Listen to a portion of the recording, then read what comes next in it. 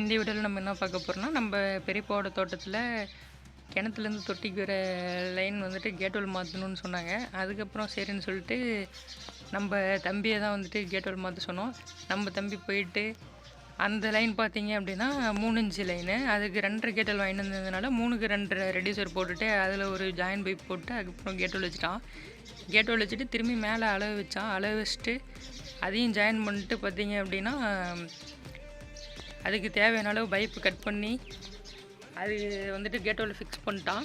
அதுக்கப்புறம் என்ன பண்ணுறதுன்னு தெரில, கேட்வால் ஓப்பன் பண்ணுறான், க்ளோஸ் பண்ணுறான். அதுக்கப்புறம் தான் ஒட்ட ஆரம்பித்தான்.